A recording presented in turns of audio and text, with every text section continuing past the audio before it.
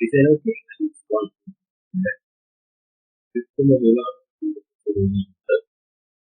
ഇന്നത്തെ ക്ലാസ്സിൽ നമ്മൾ ഹെലിക്കൽ സ്പ്രിങ്സിന്റെ ഡിസൈൻ പ്രൊസീജിയർ നോക്കുന്നു.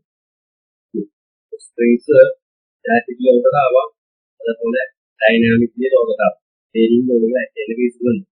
ഇന്ന് നമ്മൾ നോക്കുന്നത് സ്റ്റാറ്റിക് ലോഡിങ്ങിന്റെ സമയത്ത് എങ്ങനെയാണ് സ്പ്രിങ്ങില് സ്പ്രിങ്ങിന്റെ ഡിസൈൻ എങ്ങനെയാണെന്നാണ് നമ്മൾ നോക്കാൻ പോകുന്നത്.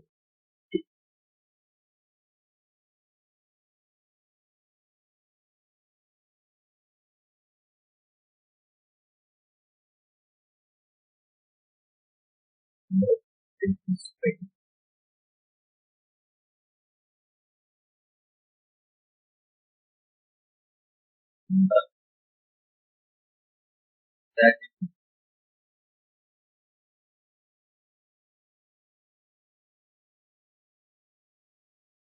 മെയിനായിട്ട് ഒരു സ്പ്രിങ് ഡിസൈൻ ചെയ്യുമ്പോൾ നമ്മൾ കണ്ടുപിടിക്കുന്ന പാരാമീറ്റേഴ്സ് എന്നുള്ളത് ഒന്ന് വയർ ഡയാമീറ്റർ,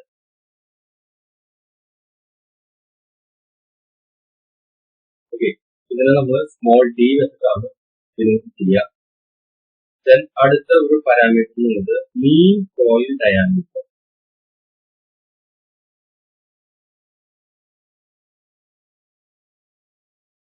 ഇതിനെ ക്യാപിറ്റൽ ഡി വെച്ചിട്ടാണ് ഡിനോട്ട് ചെയ്യാറ്. ദെൻ പിന്നെ നമുക്ക് അറിയേണ്ടത് number of active coils.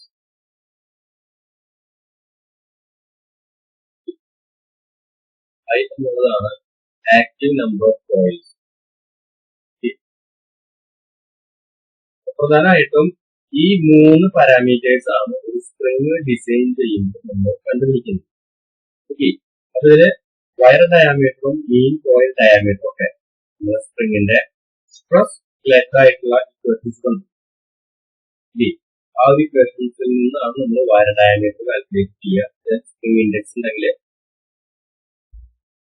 Spring index ചെയ്യേണ്ടത് ആ ഒരു വാല്യൂ ഉണ്ടെങ്കിൽ അതിന് വയർ ഡയമീറ്റർ കിട്ടിക്കഴിഞ്ഞാൽ നമുക്ക് കോയിൽ ഡയമീറ്റർ കാൽക്കുലേറ്റ് ചെയ്യാം.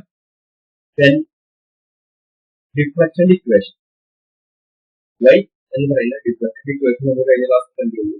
ആ ഒരു ഇക്വേഷൻ ഉപയോഗിച്ച് നമുക്ക് active number of terms I എന്ന് പറയുന്ന ടേം കാൽക്കുലേറ്റ് ചെയ്യാൻ പറ്റും. ഓക്കെ, അപ്പോൾ ഏറ്റവും ഇമ്പോർട്ടന്റ് ആയിട്ട് ഈ മൂന്ന് പാരാമീറ്റേഴ്സ് നമ്മൾ കാൽക്കുലേറ്റ് ചെയ്യും. ഓക്കെ, ദെൻ ഇത് കൂടാതെ ആക്റ്റീവ് നമ്പർ ഓഫ് ടേൺസ് കിട്ടിക്കഴിഞ്ഞാൽ എൻഡ് കണ്ടീഷൻസിന്റെ ബേസിൽ നമുക്ക് എന്ത് ചെയ്യാം, total number of turns IT എന്ന് പറയുന്ന ആ ടേം കാൽക്കുലേറ്റ് ചെയ്യാൻ പറ്റും. Then total number of turns കിട്ടിക്കഴിഞ്ഞാൽ നമ്മൾ സ്പ്രിങ്ങിന്റെ solid length LS solid length calculate ചെയ്യും. ദെൻ സോളിഡ് ലെങ്ത് കിട്ടിക്കഴിഞ്ഞാൽ നമുക്ക് എന്ത് ചെയ്യാം, ഫ്രീ ലെങ്ത്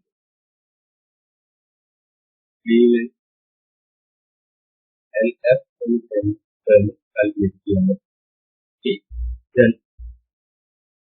ഫ്രീ ലെങ്ത് കിട്ടിയാൽ നമുക്ക് പിച്ച്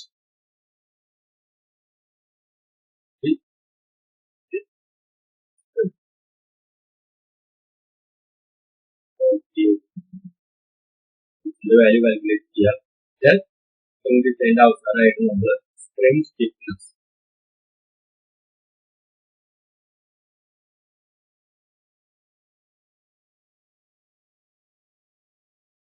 F0 എന്ന് കാണിക്കാറുണ്ട്, അതല്ലെങ്കിൽ K എന്ന് ഫാക്ടറായിട്ട് കാണിക്കാറുണ്ട്. ഇത്തരം കാര്യങ്ങൾ നമ്മൾ കാൽക്കുലേറ്റ് ചെയ്യാറുണ്ട്. അപ്പോൾ ഇതിലത്തെ ഓരോ കാര്യങ്ങളും ആയിട്ട് ബന്ധപ്പെട്ട ഇക്വേഷൻസ് നമുക്ക് ചെയ്യുന്നതാണ്. സോൾവ് ചെയ്യാം. അപ്പോൾ എന്തൊക്കെ പാരാമീറ്റേഴ്സ് ആണ് സ്പ്രിങ് ഡിസൈൻ്റെ ഭാഗമായിട്ട് കണ്ടുപിടിക്കുന്നതെന്ന് പറഞ്ഞു. നമ്മൾ ആ ഒരു ഡിസൈൻ പ്രൊസീജിയറിലേക്ക് കടക്കുകയാണ്.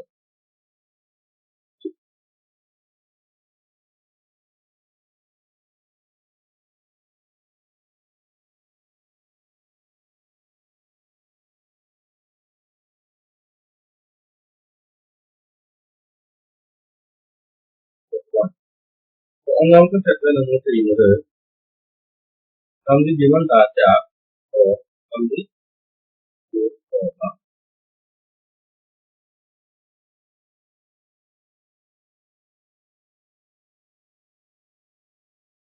note the type of string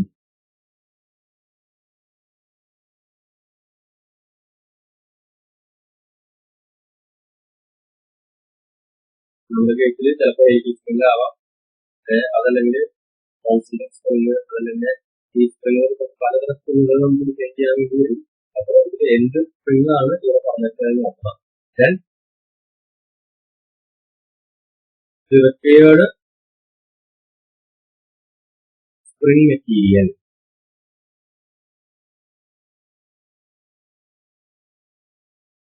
string മെറ്റീരിയലിനെ കുറിച്ച് ചോദ്യത്തിൽ എന്തെങ്കിലും പറഞ്ഞിട്ടുണ്ടെങ്കിൽ ആ ഒരു മെറ്റീരിയൽ നോട്ട് ചെയ്യാം.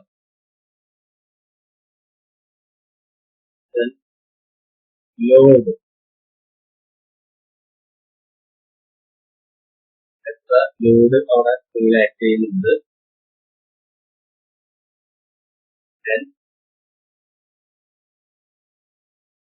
Other working conditions.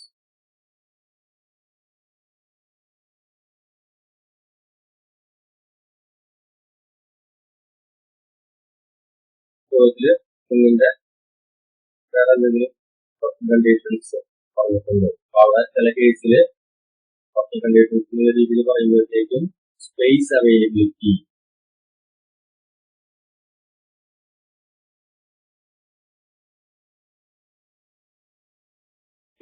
ചില കേസിൽ നമുക്ക് അവിടെ ഇത്ര ഡയാമീറ്റർ ഇത്ര ലെങ്ത് എന്നുള്ള ഒരു സ്ട്രിംഗിനുള്ള സ്പേസ് അവൈലബിൾ ഉള്ളൂ എന്ന് പറയുകയാണെങ്കിൽ ഇത്ര കാര്യങ്ങൾ നമുക്ക് അതിനനുസരിച്ച് ഡിസൈഡ് ചെയ്യാൻ പറ്റും. ഓക്കെ, ദെൻ അതിന്റെ place of application,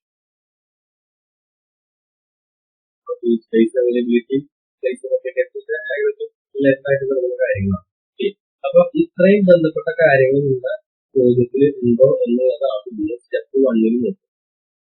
okay, then step 2,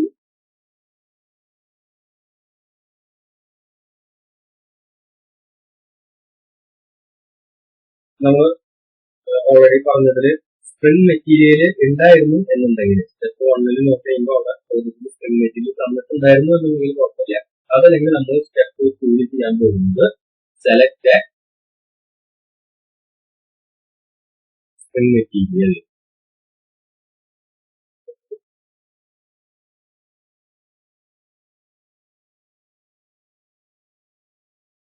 ചോദ്യത്തിൽ പറയുന്ന കാര്യങ്ങൾക്കനുസരിച്ച് ഏത് അപ്ലിക്കേഷൻ ആണോ അതിനനുസരിച്ച് നമുക്ക് ഒരു സൂട്ടബിൾ ആയിട്ടുള്ള സ്ട്രിംഗ് മെറ്റീരിയൽ ചൂസ് ചെയ്യാം.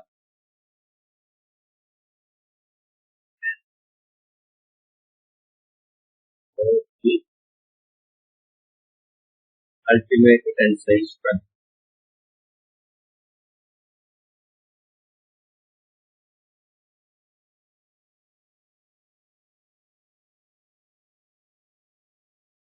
സിഗ്മ യു ടി എന്ന് പറഞ്ഞിട്ടാണ് നമ്മൾ അൾട്ടിമേറ്റ് ടെൻസൈൽ ചെയ്യാറ്.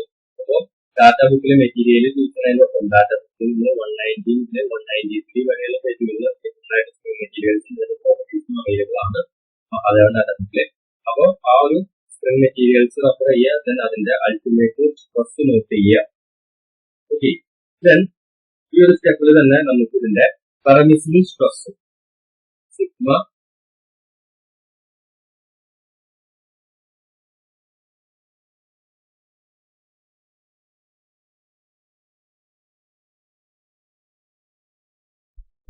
അപ്പൊ അലൗബിൾ സ്ട്രെസ് കാൽക്കുലേറ്റ് ചെയ്യാനായിട്ട് നമ്മൾ യൂസ് ചെയ്യുന്ന റിലേഷൻ എന്ന് പറയുന്നത് allowable stress equal to 0.5 times of sigma U T.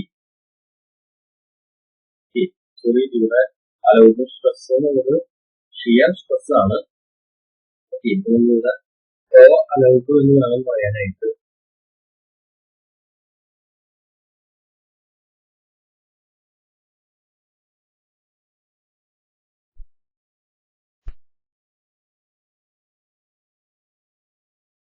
allowable stressന്റെ value 0.5 times of ultimate stress എന്നുള്ള രീതിയിൽ നമുക്ക് കാൽക്കുലേറ്റ് ചെയ്യാം. ഓക്കെ, അപ്പൊ ഇതാണ് നമ്മുടെ സ്റ്റെപ്പ് 2. മെറ്റീരിയൽ അല്ലെങ്കിൽ മെറ്റീരിയൽ ചൂസ് ചെയ്യുക. ഓക്കെ, ആ ഒരു മെറ്റീരിയൽ പ്രോപ്പർട്ടീസ് നോട്ട് ചെയ്യുക. ദെൻ അതിന്റെ ബേസിൽ നമുക്ക്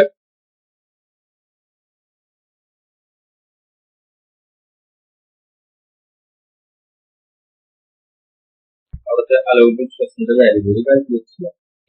അപ്പൊ ഇനിയാണ് നമ്മൾ മെയിൻ ആയിട്ടുള്ള ഇക്വേഷൻസും കാര്യങ്ങളൊക്കെ വരുന്ന സ്റ്റെപ്പിലേക്ക് പോകുന്നത്.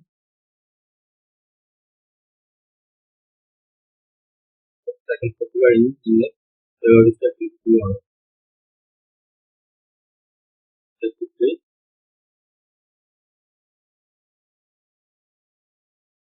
determination of wire diameter.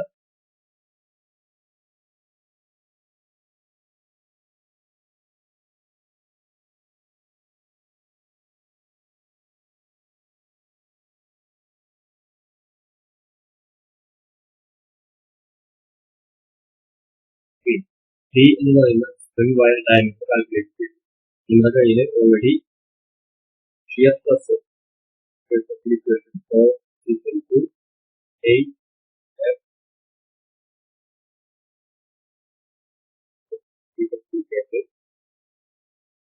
D2 എന്ന് പറയുന്ന ഇക്വേഷനുണ്ട്.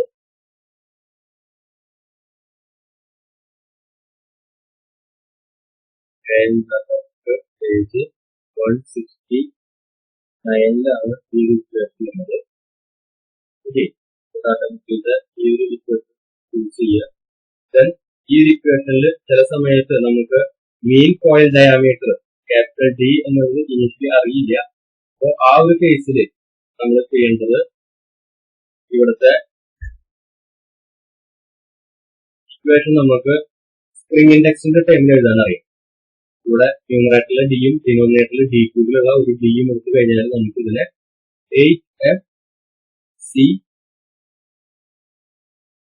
ഡിവൈഡഡ് ബൈ 5D² എന്ന് പറയുന്ന ഒരു ഇക്വേഷൻ ഉണ്ട്. അപ്പൊ ഈ ഒരു സ്പ്രിംഗ് ഇൻഡെക്സിന്റെ ടേമിൽ കൂടി ഇത് എഴുതാനായിട്ട് അറിയണം. ഓക്കെ, ഡാറ്റ ബുക്കിൽ ആ രീതിയിൽ കൊടുത്തിട്ടില്ല. ഈ ഒരു സ്റ്റെപ്പ് നിങ്ങൾക്ക് തനിയെ ചെയ്യാനായിട്ട് അറിയണം. അവിടെ spring index C = D divided by D എന്നുള്ള റേഷ്യോ അപ്ലൈ ചെയ്യുമ്പോഴാണ് നമുക്ക് ഈ രീതിയിൽ ആ ഇക്വേഷൻ മോഡിഫൈ ചെയ്യാൻ പറ്റും. ഓക്കെ, അപ്പൊ ഇങ്ങനെ മാറ്റി എഴുതിയിട്ട് സ്പ്രിംഗ് ഇൻഡെക്സിന്റെ വാല്യൂ അസ്യൂം ചെയ്യാനൊക്കെ പറ്റണം. ഓക്കെ, അപ്പൊ അതിന്റെ റേഞ്ച് നമ്മൾ ഓൾറെഡി പറഞ്ഞിരുന്നു. സ്പ്രിംഗ് ഇൻഡെക്സിന് ഒരു ഇൻഡസ്ട്രിയൽ ആപ്ലിക്കേഷൻസ് എന്നുള്ള രീതിയിലൊക്കെ വരുമ്പോൾ C = 8 to 10 ഈ ഒരു റേഞ്ചിൽ. ഓക്കെ, ബെസ്റ്റ് വാല്യൂ എന്നുള്ളത് 8 ആയിട്ടാണ് പറയുക.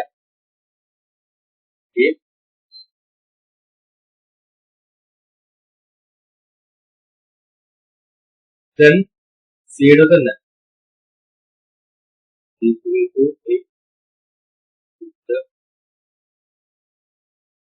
value for industrial application.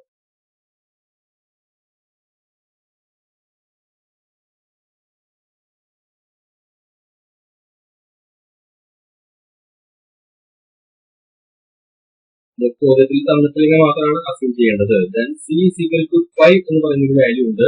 ഈ ഒരു വാല്യൂ നമ്മൾ യൂസ് ചെയ്യുന്നത് for springs in wall.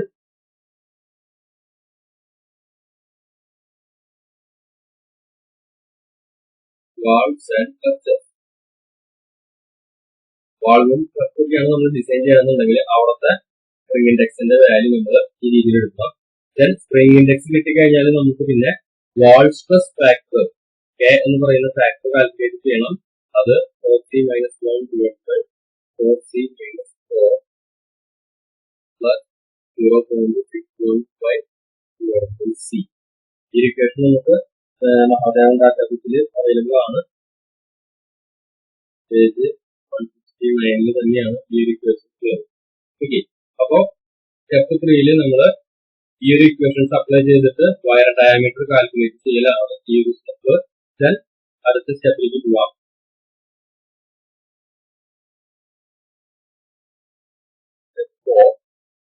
Fourth സ്റ്റെപ്പില് mean coil diameter calculate ചെയ്യാം. ഒരു കാര്യം പറയാൻ പോയി, തേർഡ് സ്റ്റെപ്പില് നമ്മള് വയർ ഡയമീറ്റർ കാൽക്കുലേറ്റ് ചെയ്താൽ നമുക്ക് അവിടെ സ്റ്റാൻഡേർഡൈസ് ചെയ്യണം. ഓക്കെ, അപ്പം വയർ ഡയമീറ്ററിന്റെ സ്റ്റാൻഡേർഡ് സൈസുകൾ ഡാറ്റ ബുക്കിൽ അവൈലബിൾ ആണ്. പേജ് 188. ഓക്കെ, സ്റ്റെപ്പ് 3 തന്നെ standardise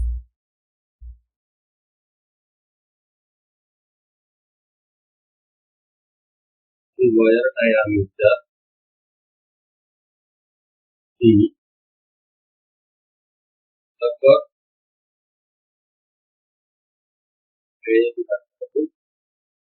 page 188 table 11.2.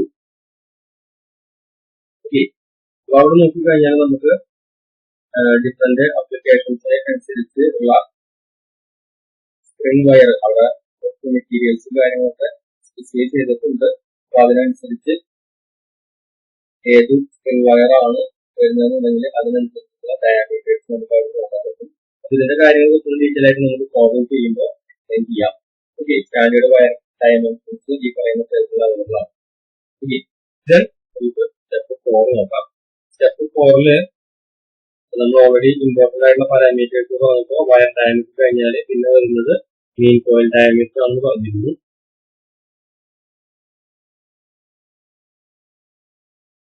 Mean coil diameter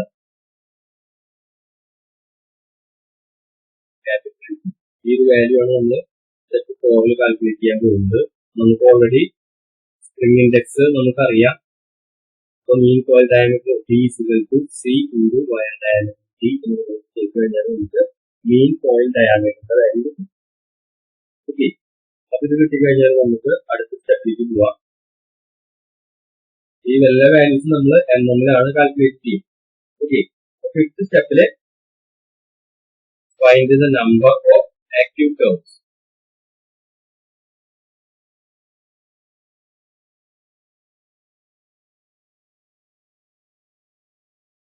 I എന്ന് പറയുന്ന പാരാമീറ്റർ.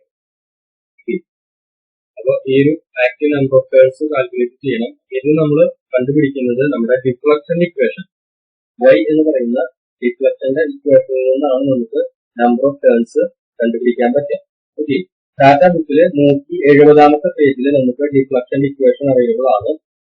ഓക്കെ, അപ്പൊ അവിടെ നോക്കിക്കഴിഞ്ഞാല് y = hf I divided by d(4) എന്നുള്ള രീതിയിൽ നമ്മുടെ ഡിഫ്ലക്ഷൻ ഇക്വേഷൻ അവിടെ അവൈലബിൾ ആണ്. ഓക്കെ, ഇതിന് 170. ഓക്കെ, അപ്പൊ ഈ ഒരു ഇക്വേഷനിലുള്ള I എന്ന് പറയുന്ന ടേം ആണ് നമുക്ക് ഈ ഒരു സ്റ്റെപ്പിൽ കാൽക്കുലേറ്റ് ചെയ്യേണ്ടത്. അപ്പൊ നമുക്ക് ഇതിനെ മാറ്റി എഴുതാം. I = y × d(4) divided by 8f dq. Okay, അപ്പൊ ഈ ഒരു ഇക്വേഷൻ സോൾവ് ചെയ്യാനായിട്ട് നമുക്കിപ്പം ചോദ്യത്തില് ഒരു ഡിഫ്ലക്ഷൻ y എന്ന് പറയുന്ന ഡിഫ്ലക്ഷൻ നമുക്ക് ചോദ്യത്തിൽ തരും. വയർ ഡയമീറ്റർ D നമ്മൾ കാൽക്കുലേറ്റ് ചെയ്തിട്ടുണ്ട്.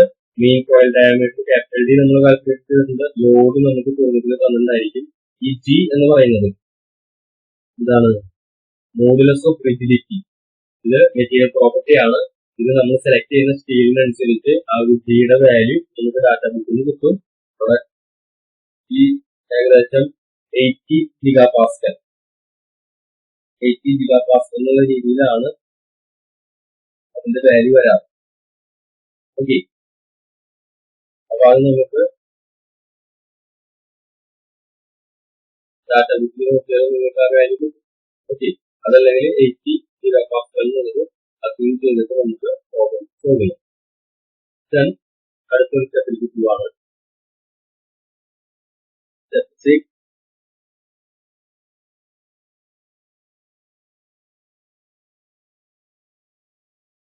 ഇവിടെ നമ്മൾ ടോട്ടൽ നമ്പർ ഓഫ് ടേൺസ് ആണ് കാൽക്കുലേറ്റ് ചെയ്യുന്നത്. നമുക്ക് already actual number of turns കിട്ടി. ദെൻ അത് കഴിഞ്ഞാൽ total number of turns IT എന്നുള്ളതാണ് നമ്മൾ യൂസ് ചെയ്യേണ്ടത്.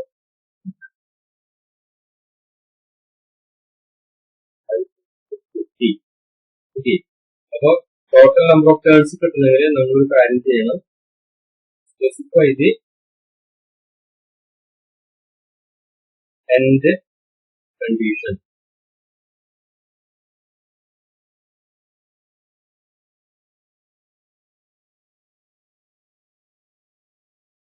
നമ്മുടെ സ്ട്രിങ്ങിന്റെ എൻഡ് കണ്ടീഷൻ ചോദ്യത്തിൽ തന്നിട്ടുണ്ടോ എന്ന് നോക്കണം. ഇങ്ങനെയാണ് വേണ്ടതെന്നുള്ളത്. അത് തന്നിട്ടില്ലെങ്കിൽ നമുക്ക് അസ്യൂം ചെയ്യാം എന്തെന്ന് പ്ലെയിൻ എൻഡ് ആണോ, ഏത് രീതിയിലാണ് നമ്മുടെ എൻഡ് വരുന്നത് എന്നുള്ളത് അസ്യൂം ചെയ്യണം. പ്ലെയിൻ എൻഡ് അതല്ലെങ്കിൽ ground end, square end, square and ground end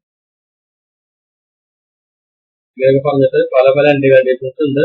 അപ്പൊ ഓരോ കണ്ടീഷനനുസരിച്ച് നമുക്ക് അറിയാം ഐ എന്നുള്ളത് ടോട്ടൽ നമ്പർ ഓഫ് ടേൺസ് ആയിട്ട് ഈക്വൽ ആയിരിക്കും പ്ലെയിൻ എൻഡിന്റെ കേസിൽ. ഗ്രൗണ്ടിന്റെ കേസിലാണെങ്കിൽ ടോട്ടൽ നമ്പർ ഓഫ് ടേൺസ് എന്ന് പറയുന്നത് i+1 ആണ്.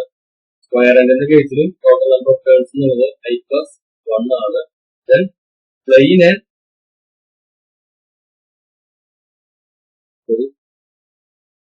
i+2 ആണ്. സ്ക്വയർ എൻഡിന്റെ കേസിൽ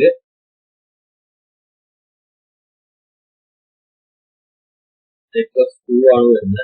ദെൻ സ്ക്വയർ ആൻഡ് ഗ്രൗണ്ട് എൻഡിന്റെ കേസിലും ടോട്ടൽ നമ്പർ ഓഫ് ടേൺസ് എന്നുള്ളത് ആക്ച്വൽ നമ്പർ ഓഫ് ടേൺസ് +2 ആണ്. ഓക്കെ. അപ്പോൾ ഈ 4 കണ്ടീഷനിൽ ഏതെങ്കിലും ഒരു കണ്ടീഷൻ ചോദ്യത്തിൽ പറഞ്ഞിട്ടില്ലെങ്കിൽ നമ്മൾ അസ്യൂം ചെയ്യണം. അത് അവിടെ അങ്ങനെ സ്പെസിഫൈ ചെയ്ത് എഴുതണം. അതിനുശേഷം ടോട്ടൽ നമ്പർ ഓഫ് ടേൺസിന് ഏതെങ്കിലും ഒരു നമ്മൾ അസ്യൂം ചെയ്ത കേസിൽ ഇക്വേഷൻ വെച്ചിട്ട് total number of turns calculate ചെയ്യാം. ഓക്കെ. ഞാൻ പ്രിഫർ ചെയ്യുന്നത് ഒന്നുകിൽ സ്ക്വയർ എൻഡ് അല്ലെങ്കിൽ സ്ക്വയർ ആൻഡ് ഗ്രൗണ്ട് എൻഡ് എന്നുള്ള ഓപ്ഷൻ ചൂസ് ചെയ്യാനാണ് പ്രിഫർ ചെയ്യുക. ചോദ്യത്തിൽ ഒന്നും പറഞ്ഞിട്ടില്ലെങ്കിൽ ഈ പറഞ്ഞ ഏതെങ്കിലും ഒരു കേസ് എടുത്തിട്ട് ചെയ്യുന്നതായിരിക്കും നല്ലത്. ഓക്കെ. ദെൻ നമുക്ക് സ്റ്റെപ്പ് 7 സോളിഡ് ലെങ്ത് LS എന്ന് പറയുന്ന സോളിഡ് ലെങ്ത് ആണ് കാൽക്കുലേറ്റ് ചെയ്യുന്നത്. Solid length is equal to total number of turns into wire diameter എന്നുള്ളതാണ് ഇക്വേഷൻ. നമ്മൾ ഓൾറെഡി ചെയ്തതാണ്. ഓക്കെ. ദെൻ നമുക്ക് സ്റ്റെപ്പ് 8 നമ്മൾ free length of the spring LF ആണ് കാൽക്കുലേറ്റ് ചെയ്യുന്നത്. അപ്പോൾ LF കണ്ടുപിടിക്കാനായിട്ട് ഇക്വേഷൻ നമ്മൾ ഓൾറെഡി കണ്ടിരുന്നു. Solid length plus A plus maximum deflection Ymax എന്ന രീതിയിലാണ് നമ്മൾ കാൽക്കുലേറ്റ് ചെയ്യുക. അപ്പൊ അതിൽ തന്നെ എ എന്നുള്ളത് ടോട്ടൽ ക്ലിയറൻസ് ആണ്. അതിന്റെ വാല്യൂ നമ്മൾ ഓൾറെഡി എങ്ങനെയാണ് എടുക്കേണ്ടതെന്ന് പറഞ്ഞിരുന്നു. അപ്പൊ നമുക്ക് ഫ്രീ ലെങ്ത് LF എന്നുള്ളത് solid length plus 15 times of Ymax എന്നുള്ളതാണ് നമ്മുടെ ടോട്ടൽ ക്ലിയറൻസ് പ്ലസ് Ymax. ഇതാണ് നമ്മുടെ ഫ്രീ ലെങ്ത്തിന്റെ ഇക്വേഷൻ. ഓക്കെ. അപ്പോൾ ഈ രീതിയിൽ ഫ്രീ ലെങ്ത് കാൽക്കുലേറ്റ് ചെയ്യണം. ദെൻ സ്പ്രിങ്ങിന്റെ ഡിസൈനിന്റെ ഭാഗമായിട്ട് നമ്മൾ ചെയ്യുമ്പോൾ ഈ ഒരു മാക്സിമം ഡിഫ്ലക്ഷൻ ചിലപ്പോൾ നമ്മൾ ചില കേസിൽ റീകാൽക്കുലേറ്റ് ചെയ്യേണ്ടി വരും. നമുക്ക് ഓൾറെഡി ഡിഫ്ലക്ഷന്റെ ഒരു ഇക്വേഷൻ ഉണ്ടായിരുന്നു. നമ്മൾ കുറച്ച് പാരാമീറ്റേഴ്സ് ഒക്കെ കണ്ടുപിടിച്ച് വരുമ്പോൾ ചെറിയ വേരിയേഷൻസ് ഉണ്ടാകും. അപ്പോൾ Ymax എന്നുള്ളത് നമുക്ക് ചില കേസിൽ നമുക്ക് തന്നെ Ymax എന്നുള്ളത് 8f e⁻i divided by e⁴ എന്ന് പറയുന്ന ഇക്വേഷൻ വെച്ചിട്ട് മാക്സിമം ഡിഫ്ലക്ഷൻ ചിലപ്പോൾ ഒന്നുകൂടി കണ്ടുപിടിക്കേണ്ടി വരും. ചോദ്യത്തിൽ ഡിഫ്ലക്ഷൻ തന്നിട്ടുണ്ടാവും. പക്ഷേ മാക്സിമം ഡിഫ്ലക്ഷന്റെ വാല്യൂ നമ്മൾ മിക്കവാറും ഒന്നുകൂടി കാൽക്കുലേറ്റ് ചെയ്യേണ്ടതായിട്ട് വരാറുണ്ട്. ദെൻ നമുക്ക് സ്റ്റെപ്പ് 9ലേക്ക് പോവാം. ഇവിടെ നമ്മൾ പിച്ച് ഓഫ് ദി കോയിൽ ആണ് കാൽക്കുലേറ്റ് ചെയ്യുന്നത്. ഓക്കെ. സ്പ്രിങ്ങിന്റെ പിച്ച് പിച്ചിനുള്ള ഇക്വേഷൻ നമ്മൾ ഓൾറെഡി പറഞ്ഞിരുന്നു. Free length divided by total number of turns -1. Okay. ഈ രീതിയിൽ ചെയ്ത് കഴിഞ്ഞാൽ നമുക്ക് സ്പ്രിങ്ങിന്റെ പിച്ച് കാൽക്കുലേറ്റ് ചെയ്യാം. ദെൻ ലാസ്റ്റ് സ്റ്റെപ്പ് നമ്മൾ കണ്ടുപിടിക്കാൻ പോകുന്നത് സ്പ്രിംഗ് സ്റ്റിഫ്നെസ് ആണ്.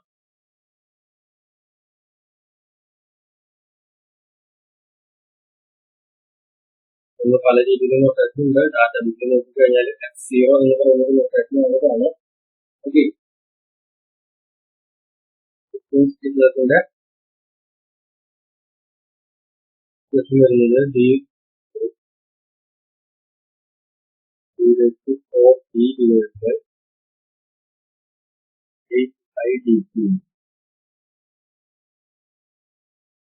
നമ്മളിത് ഡിഫ്ലക്ഷന്റെ ഇക്വേഷനിലാണ് ഈ ഒരു ഇക്വേഷൻ ജനറേറ്റ് ചെയ്തെടുക്കുന്നത്. ഓക്കെ, നമുക്ക് ഓൾറെഡി ഡിഫ്ലക്ഷൻ y എന്നുള്ളതിന് ഒരു ഇക്വേഷൻ ഉണ്ടായിരുന്നു. നമ്മളെ സംബന്ധിച്ചിടത്തോളം സ്പ്രിംഗ് സ്റ്റിഫ്നെസ് ഫോഴ്സും സ്റ്റിഫ്നെസും തമ്മിലുള്ള ഒരു റിലേഷൻ പറയുകയാണെങ്കിൽ F0 y എന്നാണ് വരിക. ഓക്കെ, അപ്പോ ആ ഒരു ഡിഫ്ലക്ഷന്റെ ഇക്വേഷനെ ഇതിൽ നിന്ന് F0 കാൽക്കുലേറ്റ് ചെയ്യുകയാണെങ്കിൽ F0 F y എന്ന് വരും.